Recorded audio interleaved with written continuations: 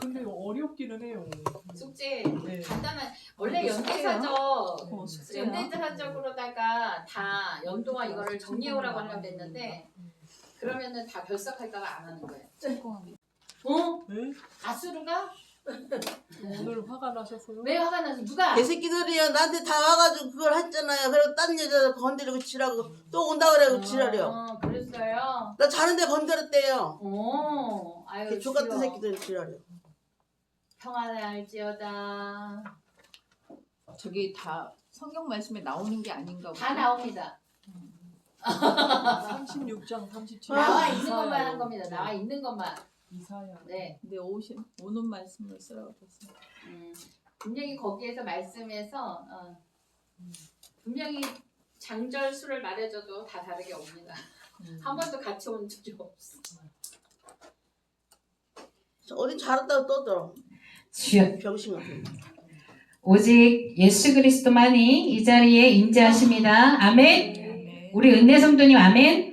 온전히 하나님의 영이 이 자리를 다스리십니다. 아멘. 하나님만이 통치하고 다스리십니다. 천군 천사가 우리를 호위합니다. 오직 만왕의 왕 예수께서 바로 이 자리에 우리와 함께 하십니다.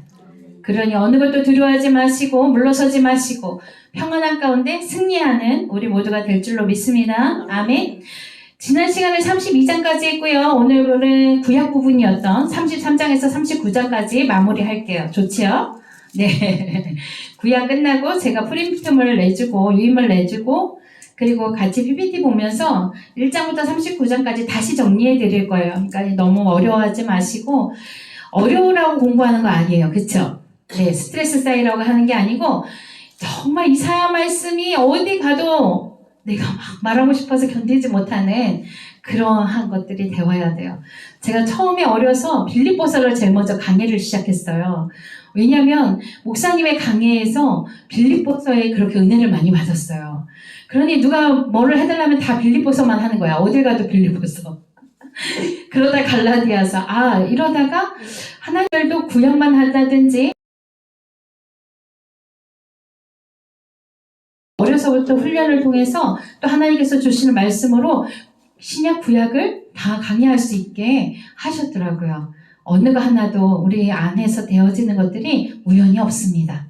그것이 슬픈 일이든 고통이든 어떤 일이었든 다 하나님께서는 하나하나를 걸음으로 밑걸음으로 사용하신다라는 사실이에요. 한번 볼까요? 33장입니다. 우리 이사야 33장 바로 아수르의 이 말 화입니다. 하나님께서는요, 내 자녀에게 나쁘게 대하는 것들, 그리고 내 자녀를 해하는 것을 그냥 두고 보지 않는다는 거예요. 자, 보세요. 내 새끼가, 내 아이가 맞고 왔어. 어떻게 할 거예요, 여러분? 어떻게 할 거예요? 쫓아가서 뺄 거예요. 분명히 부모는요, 아이한테 싸우지 말라고 말하지만 이미 업장은 무너졌어요. 아이가 어떻게 되어졌는지 전후 사정 없이 아이의 모습만 보고 이미 여기에서는요, 망갈래 청갈래 다 찢어지는 것입니다. 그러니 하나님은요, 그거를 그냥 두시겠냐 말이에요. 우리 하나님이 그러시다고요. 자, 보세요.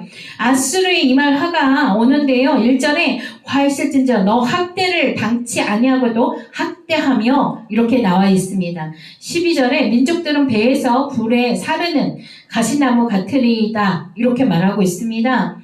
또 보면은요 10장과 14장에도 이는 내가 사람의 피를 흘렸으며 이렇게 해서 아수르의 심판을 계속해서 얘기하는데요. 아수르의 심판 예언이 바로 1절에서 16절까지가 있습니다. 사네립이 유다를 침공한 사건을 내다보고 한 것이었고요. 또 히스기야는 상당한 곡물로 평화조약을 했지만 이유 없이 어떻게 됐어요? 파기되고 재차 침입하여 있어요.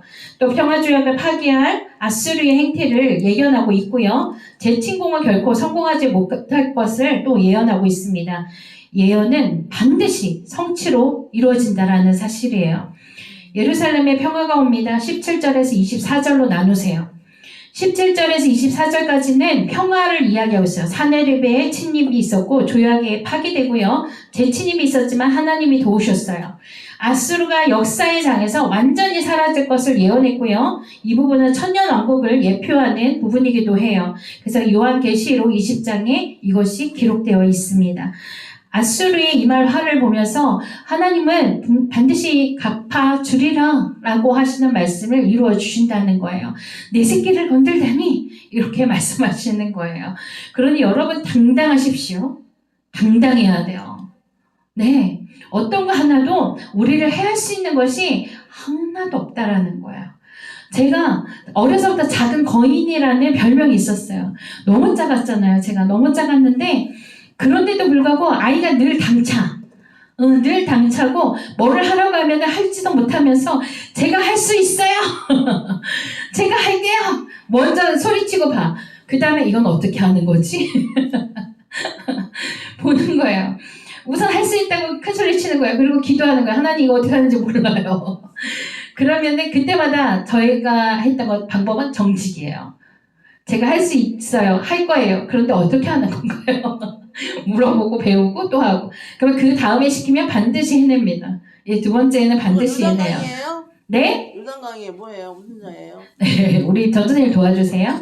네, 하나님께서는 그렇게 하나님께서 사랑하는 자들을 들어 쓰신다라는 거예요. 그리고 또 다시 34장으로 가봅시다. 이번에는요, 아수르에게 임할 화에서 또 어디까지 간대요? 열방의 임할 화에 대해서 저주의 장이라고도 합니다. 그래서 보면은요, 1절에 열국이여 너희는 나와 들을지어다 라고 말씀이 있어요. 2절에 대저 여호와께서 만국을 향하여 진노사시며 또 분내사 이렇게 나오죠. 예, 열방을 심판하시겠다라고 말씀하신 거 있어요. 세속 세력이 철저한 멸망을 예언하고 있는 거예요. 1절에서 17절까지. 바로 저주장으로서 에돔이라는 대표 단수를 통해서 말하고 계시고요. 이를 통해 사단의 세력에 속한 열강들에게 하나님의 진노, 바로 1절에서 7절까지 심판 후에 황폐한 결과가 8절에서 15절을 말하고 있습니다. 실제로 에돔은요, 완전히 폐허가 되어서 현재도요, 그대로 방치한 상태예요. 전혀 발전 없이 그대로 방치한 상태예요. 그냥 하나님의 정말 끝날까지 너희들을 치리고 그리고 뭐예요? 멸망 가운데 두겠다라고 했는데 바로 현재까지 에돔은 아무런 발전도 없이 그 상태에 놓여져 있습니다. 얼마나 무섭습니까? 그 황폐한 상태로 있다는 것이. 네, AD 900년경에 이슬람의 침입이 있었습니다. 그 침입한 현장 그대로 현재까지 있습니다. 35장 메시아 왕국, 바로 평화의 장이 일어납니다. 바로 이 부분인데요. 여기 5절에 보면은요, 그때의 소경의 눈이 밝을 것이며 귀머거리의 귀가 열릴 것이며 라고 기록되어 있고요. 10절에 기쁨과 즐거움을 얻으리니 슬픔과 탄식이 달아나리로다. 이렇게 이야기하고 있어요. 이것이 그대로 마태복음 11장에 소경의 눈을 뜨는 사건이 일어나고요. 누가복음 2장에 큰 기쁨의 좋은 소식을 전하노라 하면서 다시금 누가에 의해서 기록되었습니다. 영원한 안식의 나라, 바로 35장 1절에서 10절까지 나눠볼게요. 10절까지. 회복과 축복의 장이고요. 평화의 장이기도 합니다. 그래서 일부를 놓자면은 1장에서 35장, 또 2부를 보자면 36장에서 39장이었고, 지금 하는 곳, 3부로 보자면 40장에서 66장, 이렇게 되는데, 환희의 교향곡이라고도 할 수 있어요. 새 왕국에 대한 비전을 말하기도 하고요. 잠시 고난당했던 유다가 회복되는 것처럼 이 땅의 고난 속에 처해 있던 수많은 주의 백성들 역시 그 고난을 뚫고 나와서 찬란한 꽃을 피울 것이다 라고 말하고 있는 것입니다. 바로 하나님을 믿는 자들, 하나님의 주의 제자들은 일어설 것이다 라고 말씀하고 계시는 겁니다. 그리고 36장으로 갑니다. 36장에 무슨 사건이 일어나요? 여러분들 잘 알고 있는 산헤립의 침입이 있습니다. 바로 예루살렘에 표시되어야 될 거고요. 1절에 보면 산헤립이 올라와서 유다 모든 견고한 쳐서 취하니라 라고 쓰여져 있죠. 또 13절에 너희는 대왕 아수르 왕의 말씀을 들으라 이렇게 하고 표기가 되죠. 1절에서 22절까지 이 말씀이 있어요. 산헤립의 침입에 관한 과정이 나옵니다. 산헤립의 1차 침입 시에 많은 공물을 주고 평화협정을 체결했어요. 산헤립은 이를 파기하고 2차 침입을 또 다시 강행해요. 또 당시의 상황을 적나라하게 잘 묘사하고 있는데 이거보다 더 자세한 거는 열왕기하 18장 17절을 보시면 기록해 보세요. 열왕기하 18장 17절에 보면은 바로 이 사건이 잘 기록되어 있습니다. 또 보면은 성도들을 공략하는 그 사단의 모습들, 그것들이 발견되곤 합니다. 37장에 가서 그 사내립은 영원할 것 같았지만 죽습니다. 여호와를 의뢰한 히스기야의 기도가 있어요. 1절에서 7절. 히스기야는요, 랍사게의 오만불손한 행위를 보고 그 보고를 받게 돼요. 그는 여호와를 의지해서 이사야에게 신탁을 의뢰합니다. 환난 앞에서 선지자를 찾는 인간의 눈으로는 심히 어리석지만 그것이 승리의 전주곡이 되었고 영원한 승리의 길은 하나님을 의뢰하는 것을 분명히 보여주는 사건이기도 했습니다. 또한 사네립의 위협이 있었어요. 사네립의 군대가 유다로 진격할 때 돌연 애굽에 참전이 있었고요. 사네립은 유다를 놔두고 우선 애굽과 싸워야 했었어요. 이 말씀은 사무엘상 말씀에 있어요. 사무엘상 23장 27절에 있어요. 사무엘상 23장 27절 말씀에 기록되어 있습니다. 일시적으로 유다에서 물러나지 않을 수 없었던 사네립이 히스기야에게 위협적인 편지를 전달하죠. 그리고 히스기야의 기도와 사네립의 죽음을 맞이합니다. 첫 번째 보면은요, 히스기야는 사네립의 위협적인 편지를 받고 어떻게 했어요? 두려워 떨었던 것이 아니에요. 기도하기 시작했어요. 왜? 모든 전쟁의 주권은 하나님께 있기 때문이에요.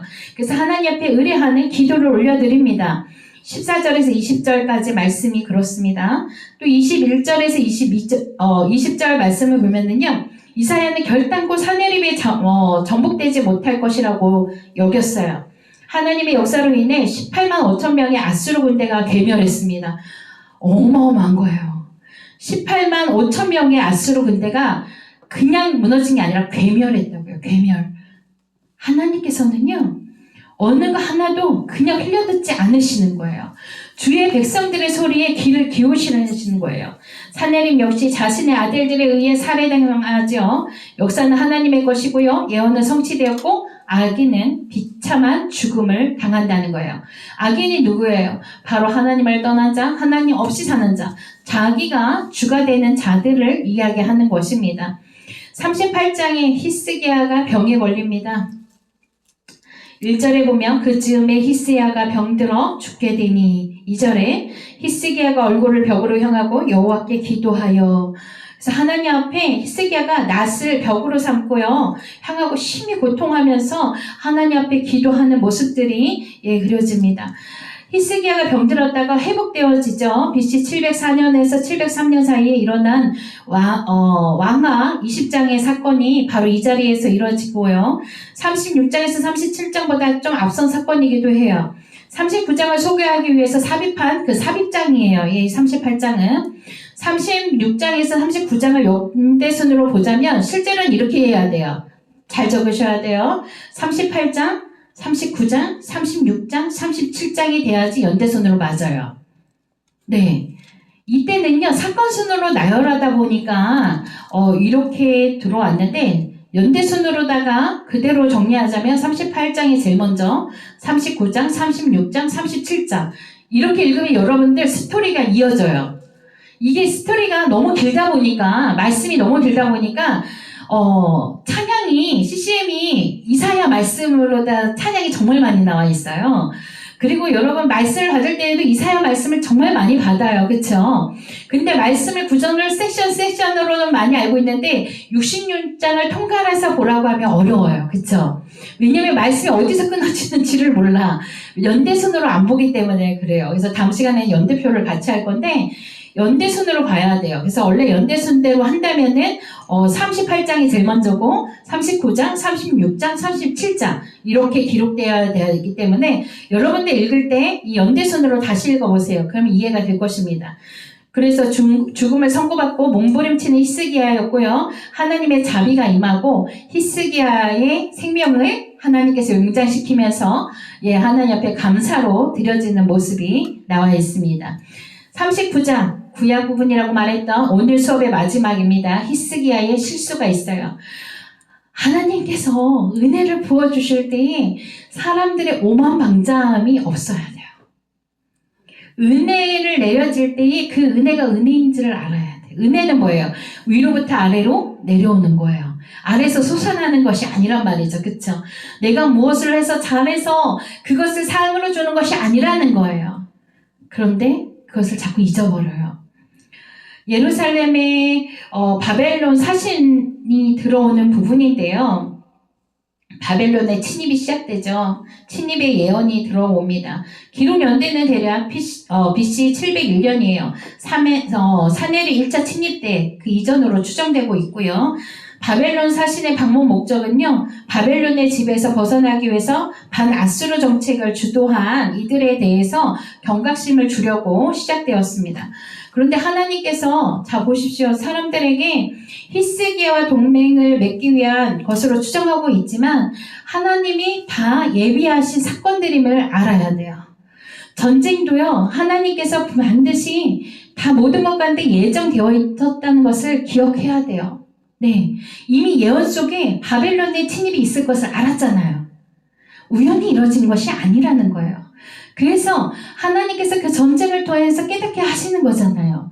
그러면 우리가 세 번째 질문이었던 그 심판대에 설 때에 그것을 이기고 피할 것은 누구에게 있냐 말이에요. 그렇다면 심판이 오는 것도 나의 태도와 나의 마음이었어요. 그쵸? 마음으로부터 잘못되어진 것, 금이 간 부분. 그러면 똑같아요. 회복과 축복은 어디서부터 오냐 말이에요. 우리의 회개 속에서 꼽히게 되는 줄로 믿습니다. 하나님께서 바벨론 사신을 맞이한 히스기야는요, 국가의 기밀을 모두 어떻게 하게 돼요? 사실을 들고 다니면서 다 공개해요. 국가의 기밀을 이건 이렇게 지어줬고 여기에는 뭐가 있고 다 공개하는 거예요. 그러니 하나님 앞에 뭐가 있어야 돼요? 하늘의 지혜가 반드시 있어야 돼요. 아시아의 준엄한 책망과 또 어떻게 되면 이사야의 준엄한 책망과 더불어서 바벨론에 의해서 당할 유다의 수치를 또 예언하고 있습니다. 하나님께서 우리 교회에 목회자를 다 세우셨어요. 그렇죠? 그리고 선교사가 있는 교회도 있고 그리고 전도사들이나 사역자들로 있는 교회들도 있습니다. 근데 하나님께서요, 하나님의 대언자들, 대리자들로 하나님께서 그 사역자들을 세웠어요. 근데 오늘날 교회는요, 성도들의 입맛이 맞지 않다고 해서 분분별하게 일어나고 있습니다. 아주 아픈 일들이 많아요. 그러나 하나님은 그 모든 것을 다 기록하고 있다는 사실이에요. 그러니 여러분 두려워하셔야 되고 무서워해야 돼요. 그러니 여러분 어떻게 해야 될까요? 기도해야 돼요. 하나님 앞에 간청해야 돼요. 내가 속한 교회가, 내가 속한 가정이, 직장이, 사업터가, 내가 속한 곳이 반드시 하나님의 주권이 올바로 설 수 있는 그러한 생계의 터전이 되게 해달라고 기도하셔야 돼요. 하늘의 지혜가 우리에게 없다면요, 바로 이렇게 말도 안 되는 히스기야 왕처럼 죄를 짓고 마는 거예요. 하나님께서 그 생명을 연장하시고 살려주셨는데도 불구하고 깨어있지 못하니까 그 안에 하늘의 지혜가 열리지 못하여서 엉뚱한 짓을 하는 겁니다. 그러니 여러분들, 우리에게도 언제나 올 수 있는 상황이에요. 그래서 여러분들이 기도할 것은 하나님, 하늘의 지혜를 나에게 주시옵소서. 그래서 하나님의 정말 하나님 나라를 자랑하며 그 일에 앞장서서 정말 제가 해나갈 수 있도록 하나님께서 사용하고자 하는 제가 되길 원합니다. 그렇게 기도하면서 결단할 수 있는 우리 모든 제자들이 되었으면 좋겠습니다. 이렇게 해서 1장부터 39장까지 바로 구약에 해당하는 부분을 잘 이끌어왔습니다. 1장에서 12장까지 유다 심판 예언이 있었고요. 13장에서 23장까지 열방 심판 예언이 있었고요. 24장에서 27장 성부 계시록이었고요. 28장에서 35장 심판과 축복이 있었고요. 36장에서 39장 역사적인 사건들로 기록되었습니다. 그래서 하나님께서 이 모든 39장까지에 보면 심판을 이야기하고 있지만 하나님은 반드시 너희들이 돌이켜 회개하기를 원한다라고 곳곳에 심겨 두셨습니다. 구루터기에 씨앗을 두신 거예요. 우리 삶에도 하나님이 용서 못할 것 같아서 과거의 죄로 인해서 계속해서 묶여 있습니까? 그것을 버리셔야 돼요. 하나님께서는 반드시 회복의 씨를 우리 안에 숨기셨습니다. 부화로 넣었다는 얘기예요. 우리가 눈을 뜬다면, 영의 눈을 뜨면 그 씨앗이 보이게 될 거예요. 내 배우자에게서 보여지는 씨앗이 있을 거예요. 너무 작아서 보이지 않아요. 깨알만해서 보이지 않아요. 그러나 그 깨알만한 것이 부화가 되고 싹이 피우면 어마어마한 크기의 나무가 됩니다. 그러니 반드시 발견할 수 있는 우리가 되기를 축복합니다. 누구보다 우리 제자분들 모두가, 제자님들이 깨어 기도하고 열방 가운데 소리 지르고 복을 외치며 이 시대에 기도하는 기도꾼들이 다 될 수 있기를 축복합니다. 기도하겠습니다. 평강의 하나님 아버지 감사드립니다. 아버지는 아시지요. 우리들의 마음과 우리의 생각을 다 모두 보고 듣고 알고 계십니다. 아버지, 현장에 나와 있는 우리 제자들과 또한 하나님 유튜브를 통해서 접하고 있는 모든 제자들 가운데 주님께서 속히 찾아와 주셔서 오직 주님만을 바라보는 그 심령들이 되게 하여 주시옵소서. 주인인 하나님을 찾길 원합니다. 우리가 종인 것을 깨닫게 하여 주시옵소서. 아버지 하나님으로 인하여서 우리가 살아가고 있음을 깨닫게 하여 주시옵소서. 하나님께서 우리를 지으셨음을 알게 하여 주시옵소서. 왕이신 하나님 앞에 굴복하게 하여 주시옵시고 주권을 온전히 회복하여서 하나님에게 그 주권이 있음을 알게 하여 주시옵소서. 무릎 꿇어 하나님의 겸손함으로 굴복하여 지게 원합니다. 그것이 기쁨으로 되어지길 원합니다. 하나님, 우리들을 마음껏 사용하여 주시옵소서. 어떤 환경과 여건에도 굴하지 아니하길 원합니다. 하나님께서 부르실 때 아멘 주여 내가 여기 있사오니 아버지 하나님이여 나를 사용하여 주시옵소서. 아버지 하나님 외치고 고백하는, 하나님 앞에 간청하는, 아버지 하나님 두 편으로 간청할 수 있는 우리 제자들이 되게 하여 주시옵소서. 가정에 시끄러운 문제들이 있으니까, 아버지 하나님 직장과 사업터에 아버지 하나님 보이지 아니하는 힘들이 있으니까, 아버지 하나님 우리를 무너뜨리는 물질에 아버지 하나님 아픔이 있습니까? 혹은 하나님의 신뢰 속에서 깨어지는 아버지 하나님 영혼들이 있습니까? 아버지 하나님 듣게 하여 주시옵소서. 모든 문제가 풀어지게 하여 주시옵소서. 문제를 바라보지 말게 하여 주시옵시고 그 여건을 바라보지 말게 하여 주시옵소서. 오직 해답이신 하나님만을 바라보기를 원합니다. 하나님 품 안으로 더욱더 파고드는 우리 제자들이 되게 하여 주시옵소서. 모든 가정의 문제가 풀어질지어다. 아버지께서 함께하여 주시옵소서. 건강의 문제로 오열하며 기도하고 있습니까? 아버지 하나님 염려치 말게 하여 주시옵소서. 그 모든 세사복을 일으키는 짓는 하나님이시니 생명의 주권자 되시는 주를 바라보게 하여 주시옵시고 아버지만을 부르짖고 찾는 자들이 되게 하여 주시옵소서. 예수 그리스도의 이름으로 일어서게 하여 주시옵시고 예수 그리스도의 이름으로 치유받게 하여 주시옵시고 예수 그리스도의 이름으로 회복되어지게 하여 주시옵소서. 아버지 하나님의 들을 귀가 열리게 하여 주시옵소서. 아버지께서 함께 하여 주셔서 아버지 하나님이여 우리 신학교 가운데 아버지 하나님 모두 다 귀가 열리게 하여 주시옵소서. 들음에서 아버지 하나님의 그 믿음이 난다 하였사오니 아버지 하나님 영적 분별력을 갖게 하여 주시옵시고 아버지 하나님의 거룩한 삶으로 아버지 하나님 들어오게 하여 주시옵소서. 아버지는 우리의 주인이십니다. 아버지는 우리의 전능의 왕이십니다. 아버지께서 우리 가운데 임재하여 주셔서 아버지 하나님의 통치하시고 다스려 주시옵소서. 모든 가정들이 질서가 있게 하여 주시옵시고 아버지 하나님의 교회의 머리가 되시는 주님께서 가정의 호주가 되어 주시옵소서. 감사드립니다. 주님 예수 그리스도의 이름으로 축복하며 기도 올려드립니다. 아멘. 감사합니다. 아멘 아멘.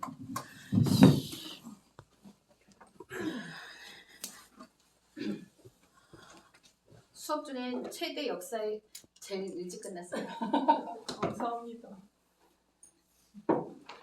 아직 4시도